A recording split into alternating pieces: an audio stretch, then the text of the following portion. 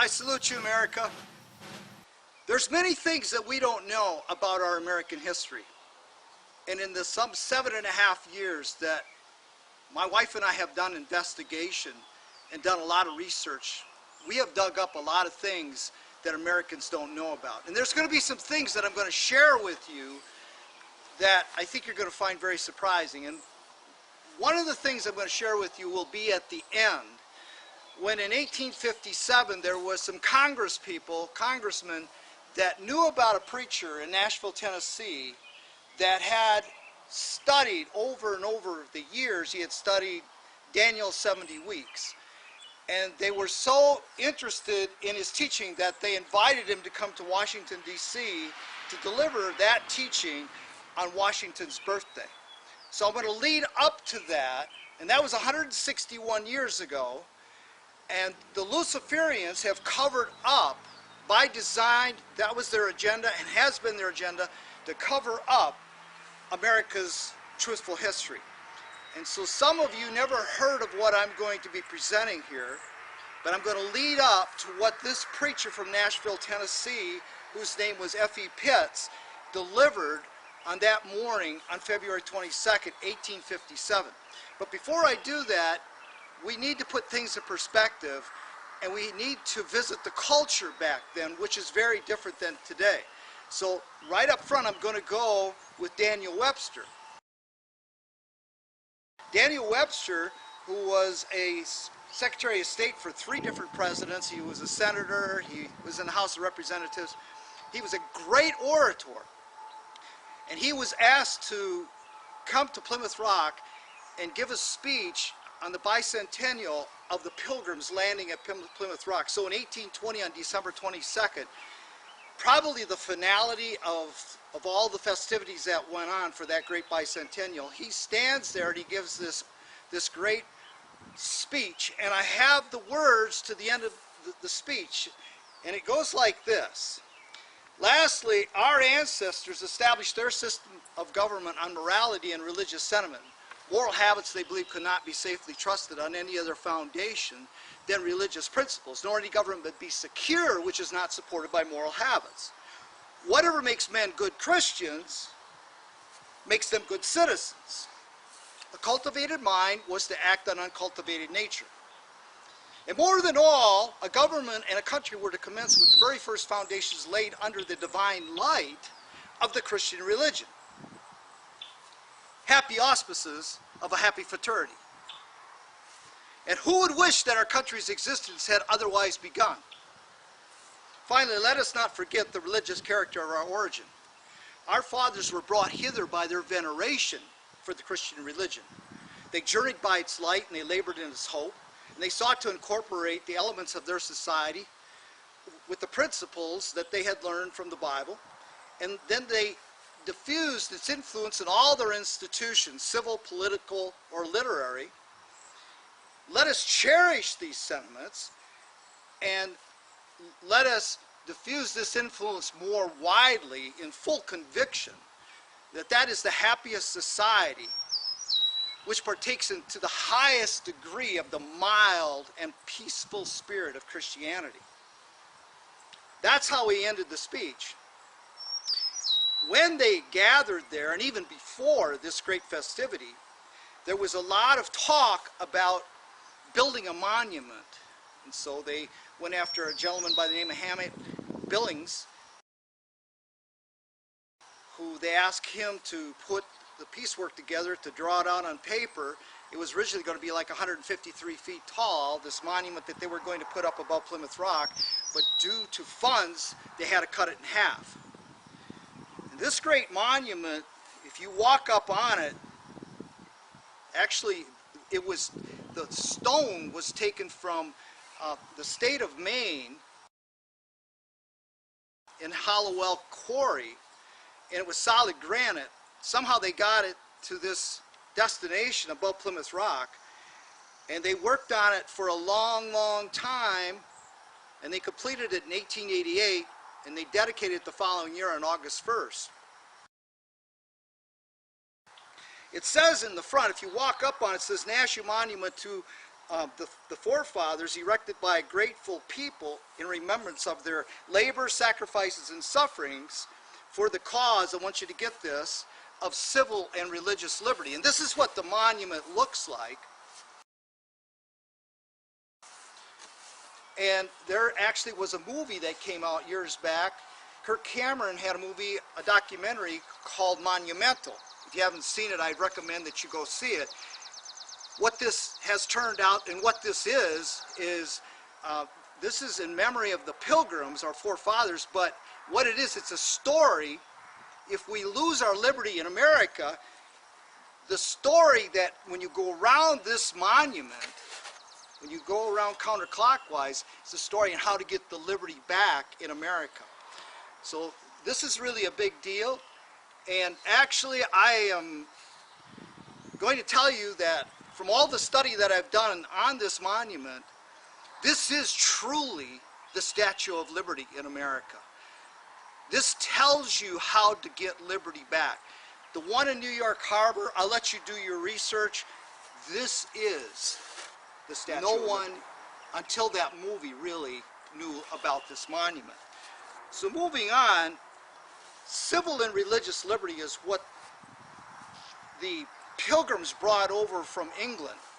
They were only exposed to the Bible some 60 years before they landed at Plymouth Rock in 1620.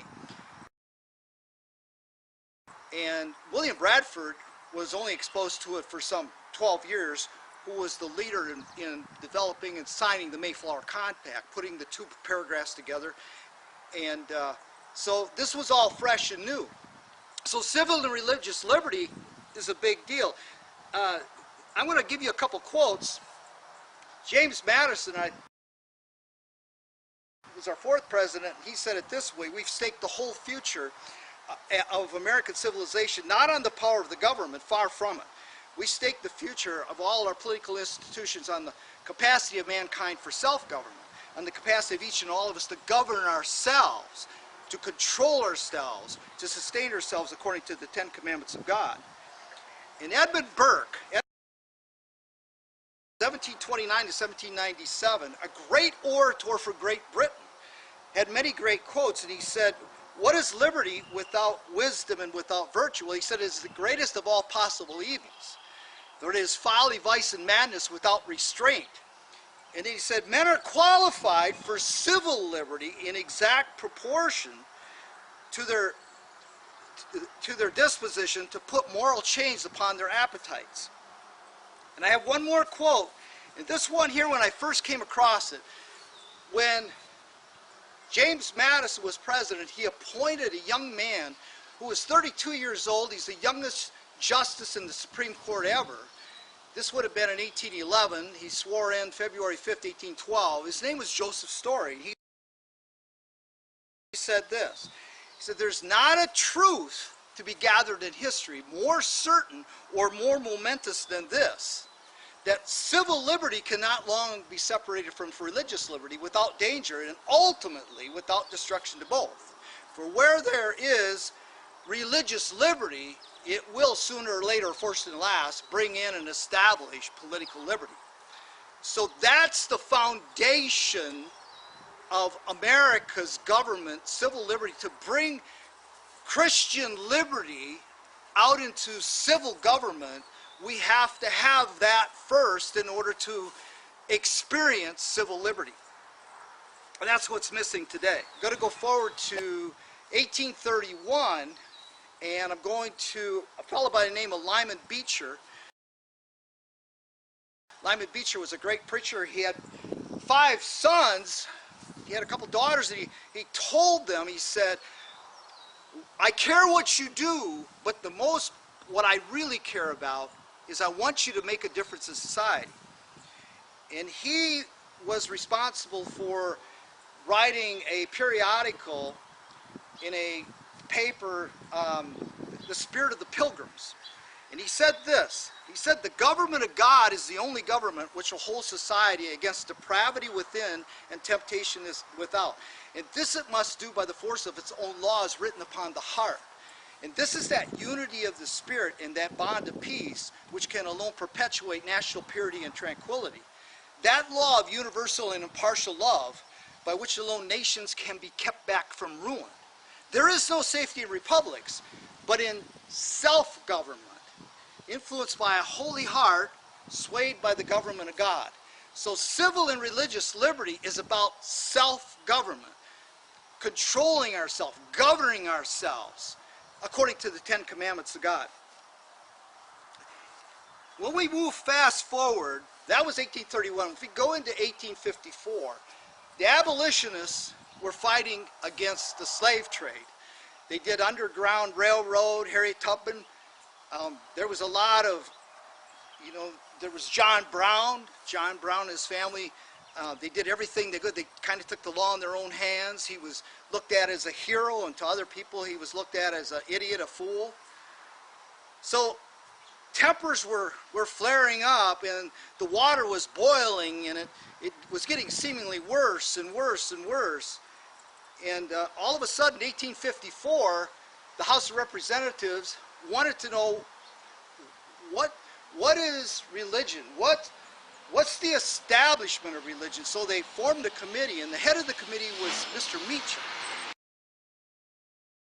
So Mr. Meacham comes forward on March 27th. If you have a pen, write that down. March 27th, 1854. I'm going to go through some dates here. And so he starts delivering his findings, what the committee found. He says, at the adoption of the Constitution, every state provided as regular for the support of the church as for the support of the government. And down to the Revolution, every colony did sustain religion in some form. Then he said it was deemed peculiar proper that the religion of liberty should be upheld by a free people. And had the people during the Revolution had a suspicion of any attempt to war against Christianity, that revolution would have been strangled in its cradle. At the adoption of the Constitution and the amendments, the universal sentiment was that Christianity should be encouraged, not any one sect or denomination. Any attempt to level or discard all religion would have been viewed with universal indignation. The real object was not to substitute Mohammedanism, Judaism, or infidelity, but to prevent rivalry among Christian sects and denominations. Christianity, must be considered the foundation in which the whole structure rests. Laws will not have permanence of power without the sanction of religious sentiment, without a firm belief that there is a power above us that will reward our virtue and punish our vices. In this age, there could be no substitute for Christianity, that in its general principles is the great conservative element on which we must rely for the purity and the permanence of free institutions. That was the religion of the founders of this republic, and they expected it to remain the religion of their descendants. There's a great, very prevalent error on this subject in the opinion that the organizers of this government did not legislate on religion. So a month and a half goes by, and the House of Representatives gets together. They write a one-statement resolution. The great, vital, and conservative element in our system is the belief of our people in the divine truths and the gospel of Jesus Christ. That's all they wrote. That's what they summarized with what the Meacham Report gave. So if I go a little bit farther and kind of describing the culture leading up to 1857, I look at Lyman Beecher's daughter, Harriet Beecher Stowe. She married a Stowe, and she comes out with a book called Uncle Tom's Cabin. And she entered the book and she said, a day of grace is yet held out before us. Both North and South are guilty before God, and the Christian church has a heavy account to answer for, not by combing together to protect injustice and cruelty and make it a common capital to sin. Is the union to be saved but by repentance, justice, and mercy? And so the slave owners heard about all the rumble about this book. They get the book, they read it, and they come back and say, well, this is not really the way it is. This is depicting what we're doing totally wrong. This is wrong. And she came back and she said, I wrote what I did because as a woman, because as a mother, I was oppressed and brokenhearted with the sorrows and injustice I saw. Because as a Christian, I felt the dishonor to Christianity. Because as a lover of my country, I trembled at the coming day of wrath. 300,000 books were sold immediately, fast, when this great book came out. Some of you have read it, I'm sure.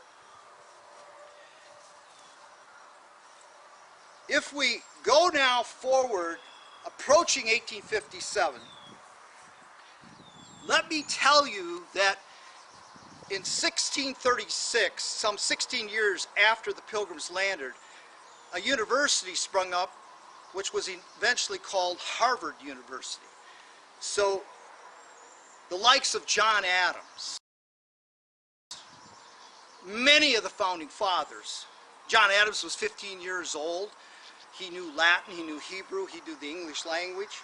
And so he goes to school. His dad sold 10 acres of land at the Braintree farm just outside of Boston. And let me tell you what a commonwealth, let me tell you about a commonwealth before I go into John Adams in an entry that he wrote in his diary.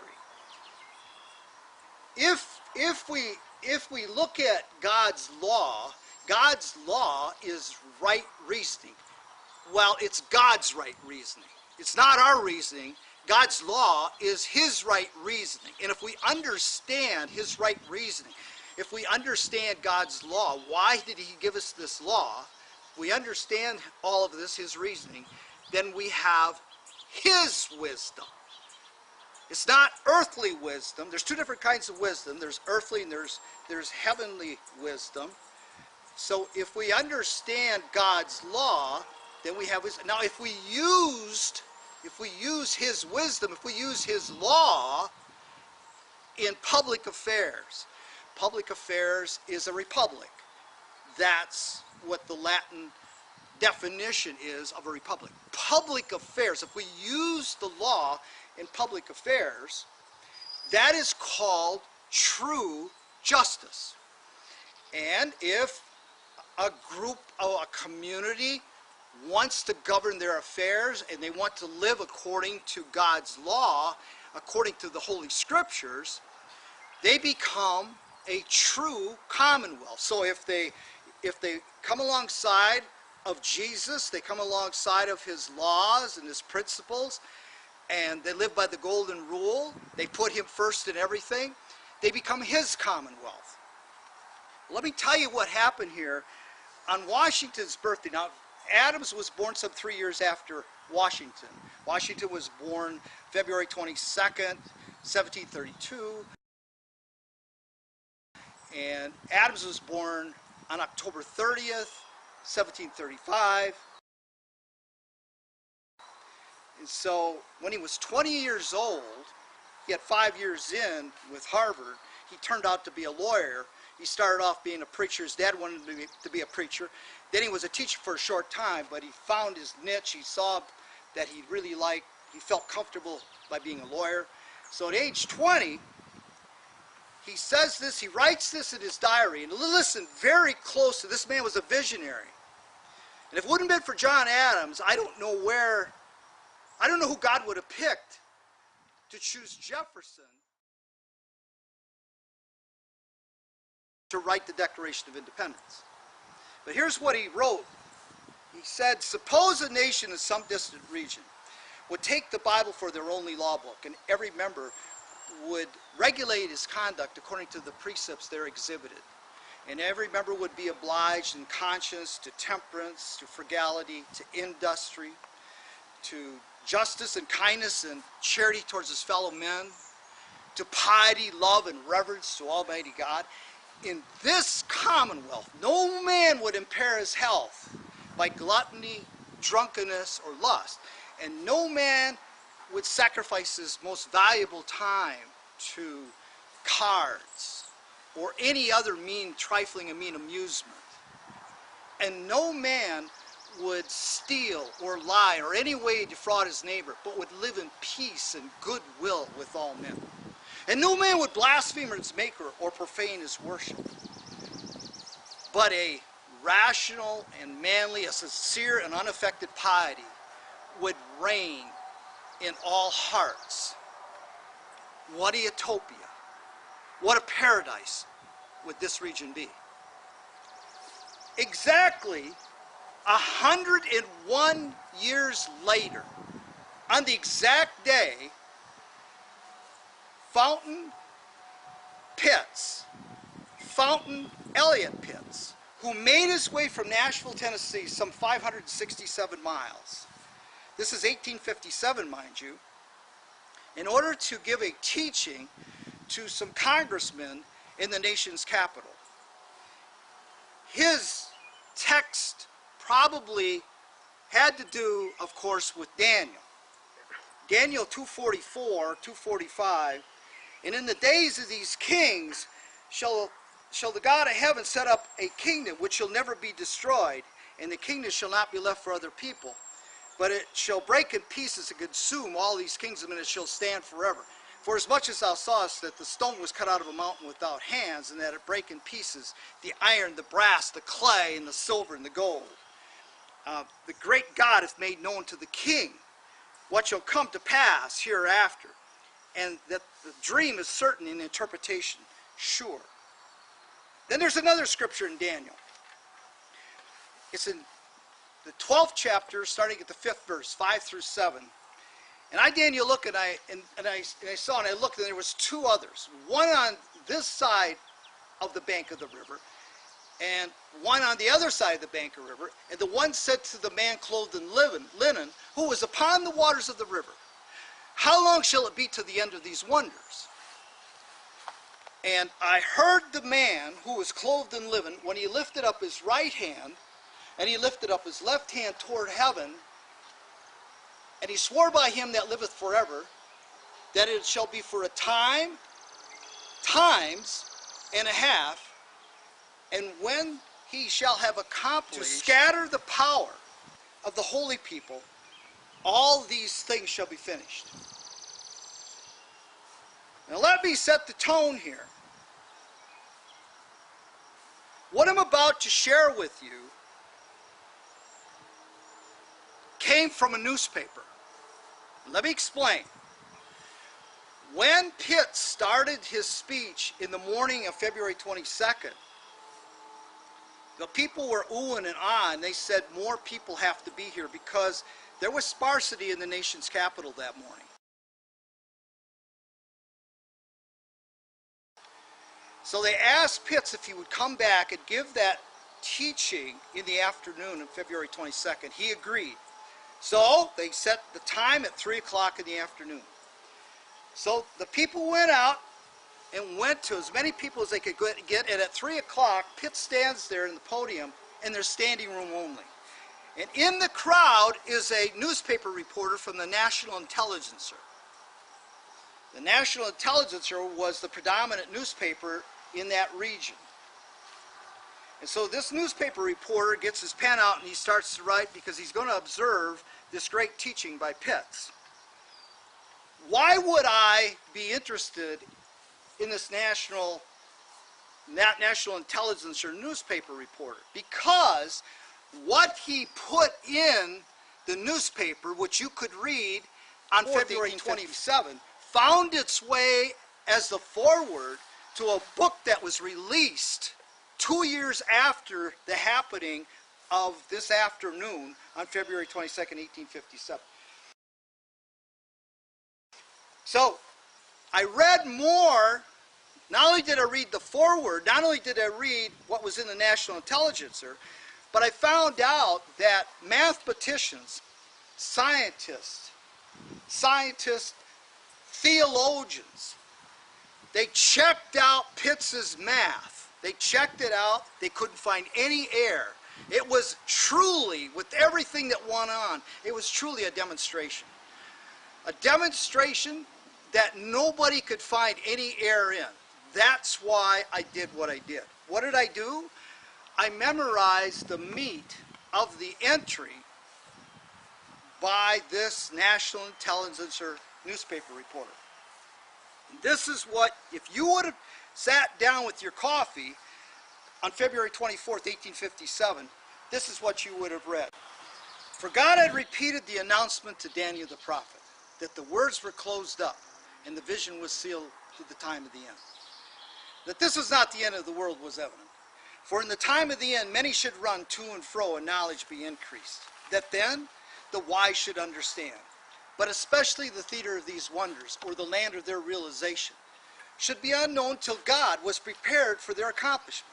That the time of the end, an age of great intellectual energy, adventure, and locomotion, was an age in which a great nationality would rise. That the United States arose at the end of 1290 symbolic days from the destruction of Jerusalem.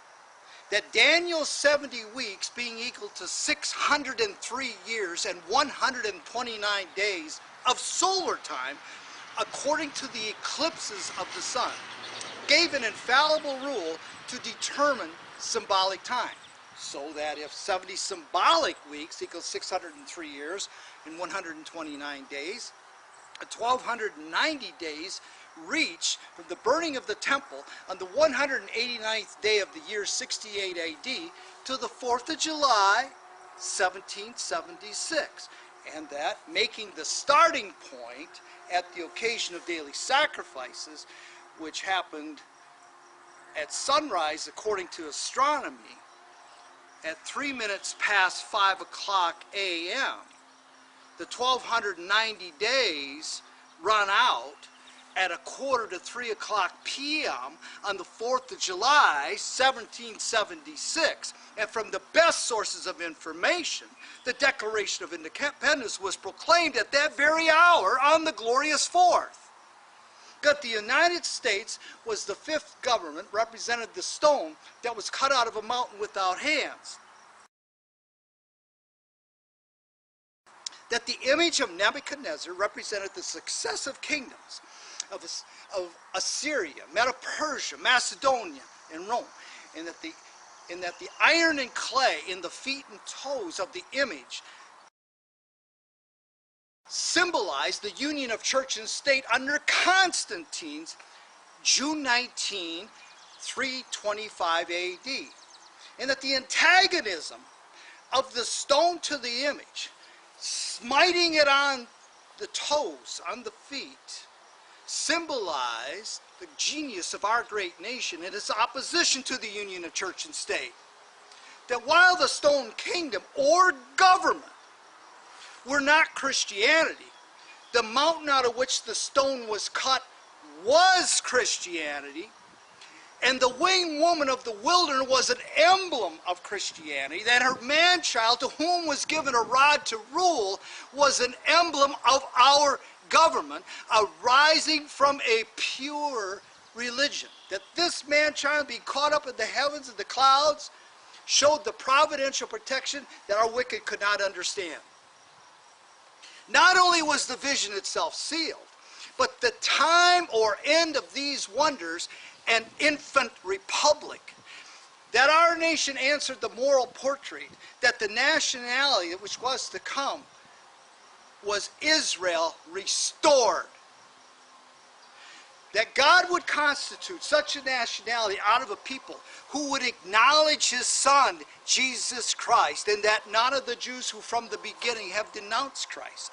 That perfect coincidence being perfect fulfillment, our nation and no other on earth answered the picture that the nationality to arise was to be gathered out of the nations, and they were to go westward. And that the country that they were to inhabit was a land between the eastern and great western sea. That the land was one that had always been waste. That it was to be located in 13 distinct states.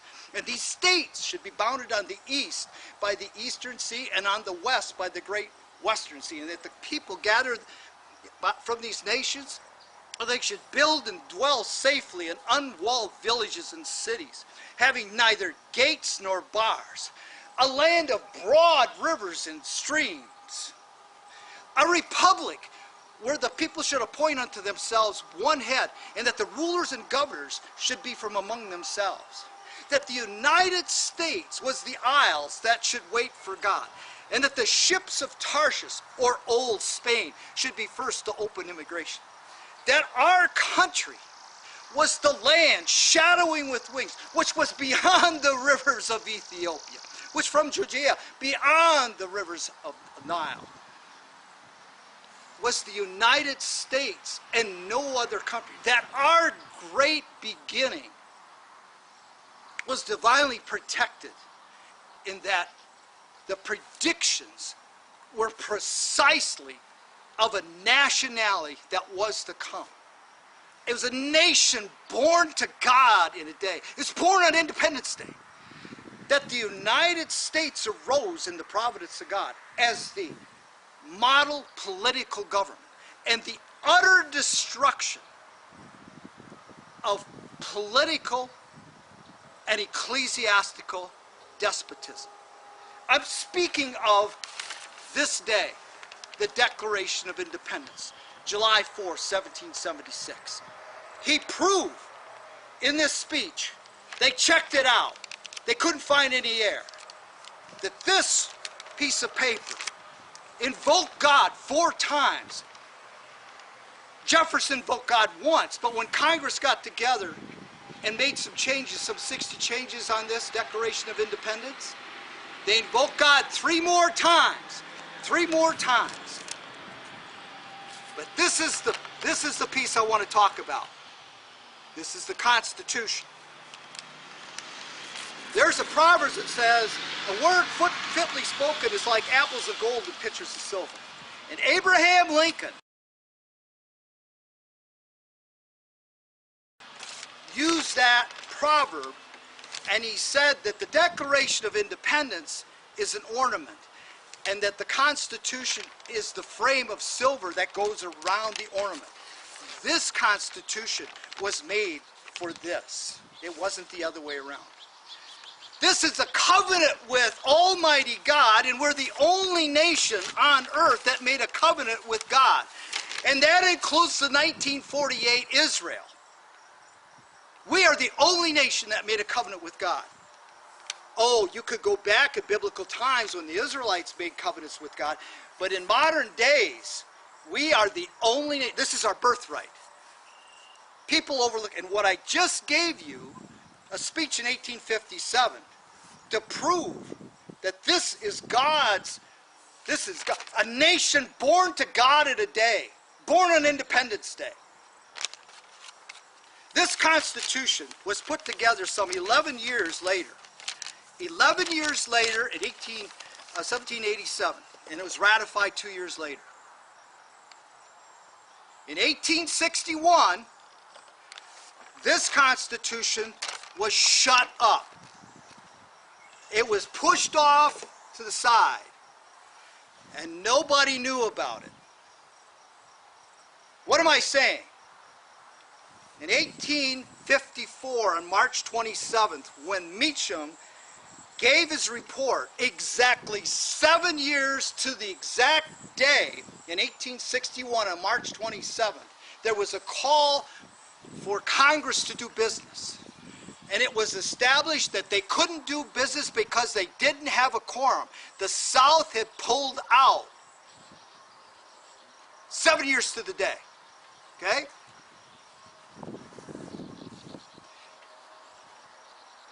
From 1620 to 1776 is 156 years. From 1861, when we lost our republic, when Congress pulled out and Abe Lincoln had to run an executive government, and we have never lost an executive government. We have never had a republic since 1861. All 3 branches of government are not running as a constitutional government back then and not now.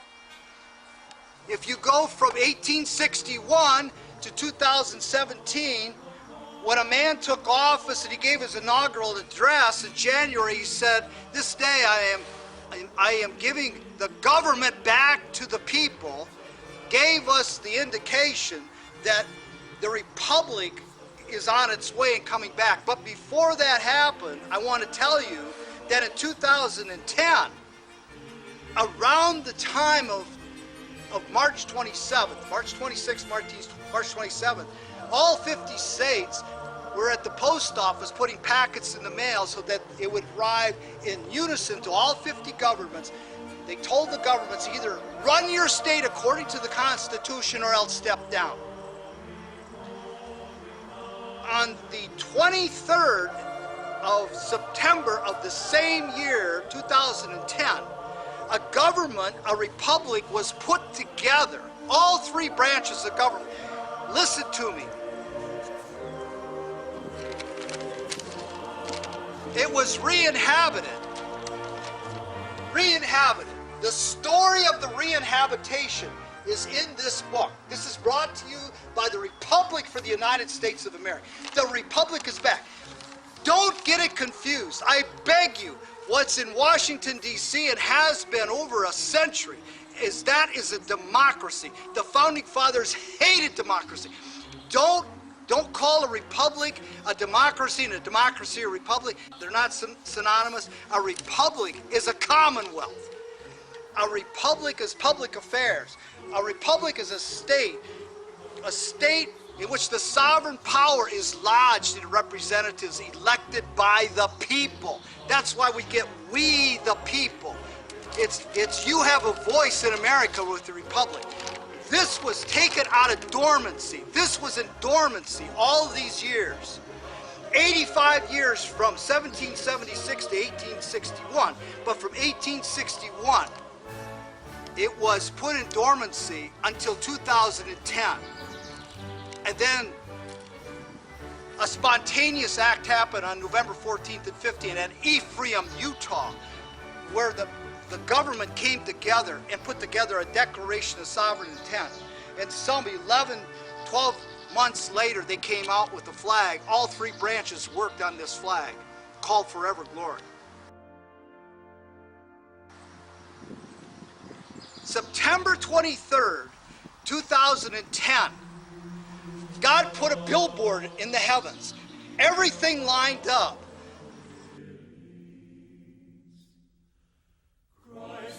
This woman, this winged woman, this woman gave birth to a man-child in the heavens. So from 1861 to 2017 is 156 years. From 1854, when Meacham gave the report, to 2010 is 156 years. From the time the Pilgrims landed in 1620 to 1776 is 156 years. 156, 156 is 12, God's government. There's something going on, and I want you to know you have great hope. You need to get these books. Start with this one. This is brought to you by the Republic for the United States of America, America's Truthful History.